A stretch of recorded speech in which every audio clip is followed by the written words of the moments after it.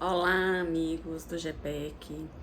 Estamos aqui mais um domingo para o nosso estudo do Evangelho. Eu sou Michele, sou trabalhadora dessa instituição no setor doutrinário e no atendimento fraterno. Antes de iniciarmos o nosso estudo propriamente dito, eu gostaria de convidar a todos para fazer uma oração.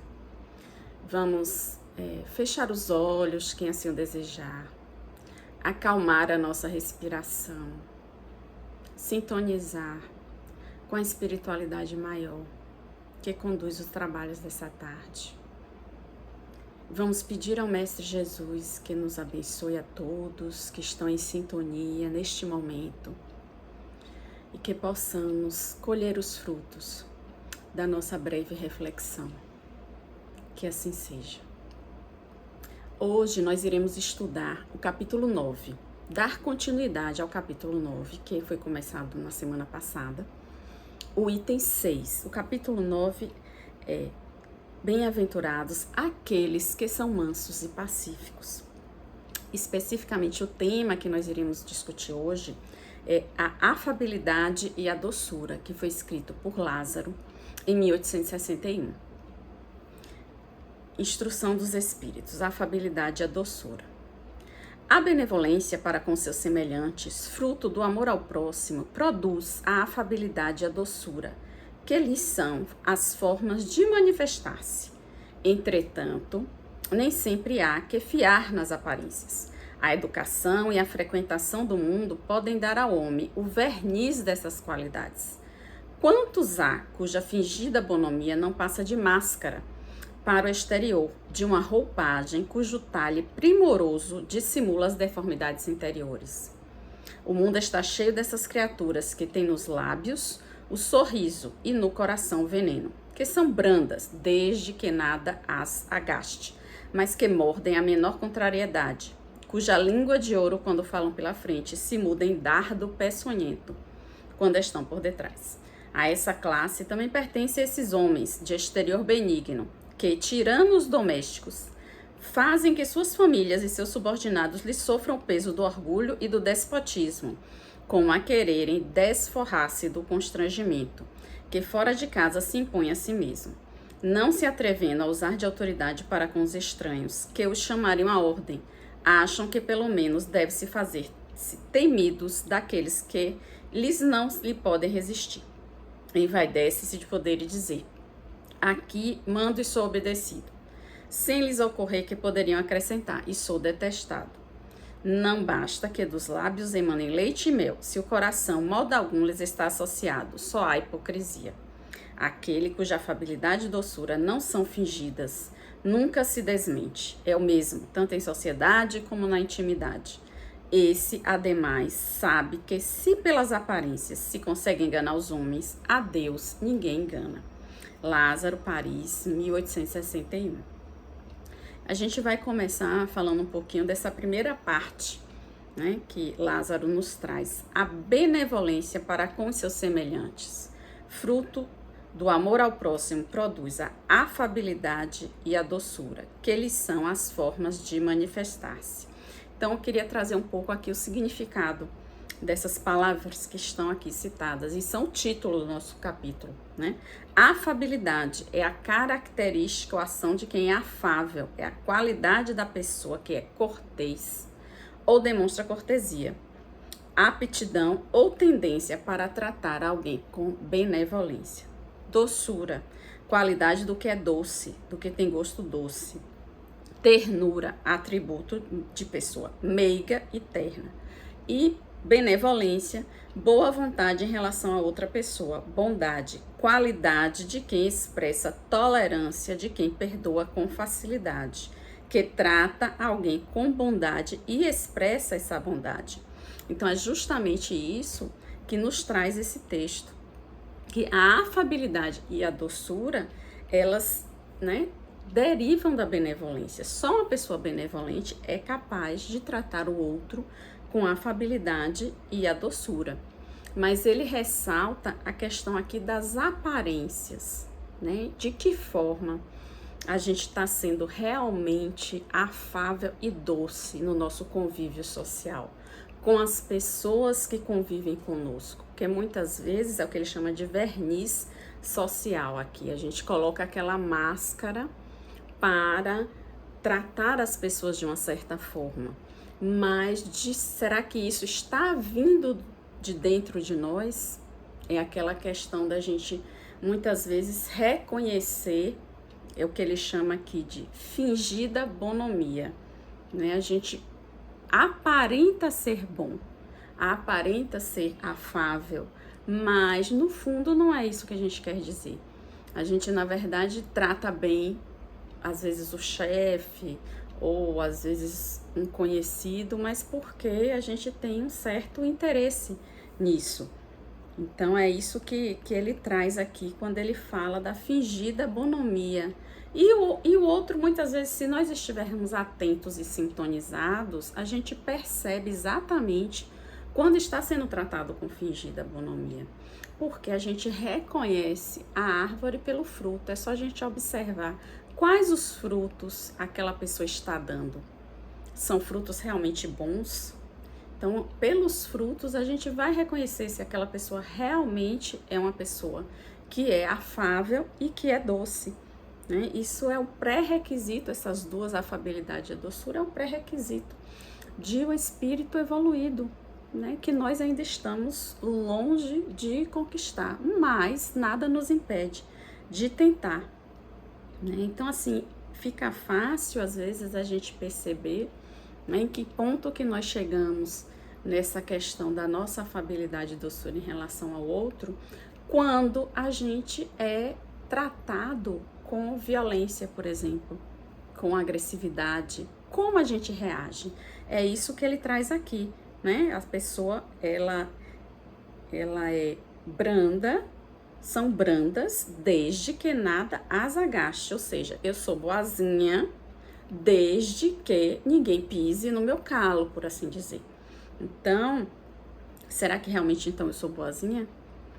É isso que ele traz aqui, quando ele traz o exemplo, né, esse exemplo do século, né, e foi escrito esse livro de 1861, quando ainda tinha essa questão, né, do homem mandar no lar, de ser o senhor do lar, mas que a gente pode trazer para vários exemplos atuais, que a gente fala atualmente, que quer conhecer uma pessoa, lhe dê poder, né? Porque só quando alguém tem o poder é que ele pode se revelar quem realmente é. Observe como aquela pessoa trata o seu subalterno, o seu inferior, né? Muitas vezes trata o porteiro ou trata o seu funcionário, porque ele não deve nada, ele sabe que essas pessoas jamais poderão reagir, né? Precisam, na verdade, se manter, né, subservientes a ele. Ele traz o exemplo das pessoas que em casa tem uma cara e na rua tem outra, porque muitas vezes você acha que em casa você pode tudo. Você é muito mais gentil, mais educado com seus colegas de trabalho do que muitas vezes com a sua esposa, com seus filhos, né? Então é isso que ele traz quando se refere aos tiranos domésticos, né? E aos tiranos de outras ordens também. Às vezes é um chefe abusivo, né? Que trata os outros com aquela violência velada, mas que na verdade, porque ele se fia na posição de superioridade. E a pergunta que nós temos que nos fazer é: quando nós estamos numa posição de superioridade em relação, entre aspas, porque ninguém é superior a ninguém, mas quando nós estamos numa posição de vantagem em relação a outra pessoa, como nós reagimos? Principalmente quando nós nos sentimos muitas vezes por algum motivo desrespeitados ou desacatados, nós nos valemos dessa posição, né? Então e aí ele coloca ainda aqui, né? Aquele cuja afabilidade e doçura não são fingidas, nunca se desmente. É o mesmo, tanto em sociedade como na intimidade. Ou seja, quando eu tenho realmente em mim pelo menos essa intenção de ser uma pessoa afável, ser uma pessoa doce, eu vou ser assim em qualquer lugar, né? Não vou ser só diante de um amigo ou diante do meu chefe. Eu vou chegar em casa e eu vou continuar sendo a mesma pessoa, porque isso está em mim. E ele termina de uma forma bem clara, bem veemente, né? Esse, ademais, sabe-se que pelas aparências se consegue enganar os homens. Muitas vezes eu posso até enganar o meu colega, né, um parente, mas ele termina com uma frase bem emblemática, né? A Deus ninguém engana. Então, assim, é importante, por exemplo, quando a gente traz, né, às vezes, o exemplo na obra de André Luiz, que quantas vezes a orientação que ele recebe da espiritualidade é o quê? Auxilia e segue. Às vezes a gente quer ajudar alguém, mas a gente quer ver o resultado. A gente ajuda, colabora, mas a gente fica lá esperando para ver. Não é isso que a espiritualidade orienta, André Luiz. A espiritualidade orienta, auxilia e segue. Então, quando a gente realmente é benevolente, tem a intenção de ser benevolente, a nossa intenção é fazer o bem. Mas não é ficar esperando a resposta a esse bem, né? Quando ele fala aqui no título do capítulo, dos mansos e pacíficos, o pacífico, na verdade, a gente pode interpretar aqui como fazedor de paz. Não aquele acomodado, aquele que fica parado passivamente. E a gente só consegue fazer a paz, a gente só consegue não reagir com agressividade, com violência, quando a gente se sente, né? Às vezes recebe isso de volta, quando a gente está pacificado dentro da gente. Porque quando a gente não está pacificado, fica muito difícil a gente ser benevolente. Primeiro, a gente tem que estar em paz, em calma e tranquilidade conosco mesmo. Essa pacificação tem que ser interior primeiro, para depois a gente querer expandir isso à nossa volta. Então, quando a gente está em paz conosco mesmo, dificilmente uma pessoa que de repente nos agride ou nos trata com agressividade vai repercutir, porque essa agressividade não é nossa, essa agressividade é dela. Então, essa agressividade fica com ela, não vai ficar com a gente. Mas a partir do momento que nós estamos desarmonizados interiormente, claro que a gente vai acolher aquilo, né? E vai entrar naquela sintonia de agressividade, de violência.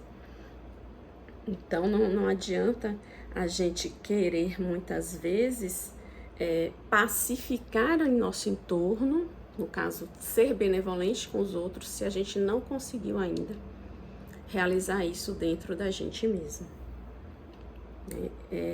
Tem um texto de Chico Xavier, Psicografia, né? André Luiz, do livro Amanhece, anote hoje, que tem muito a ver com o texto que a gente leu hoje.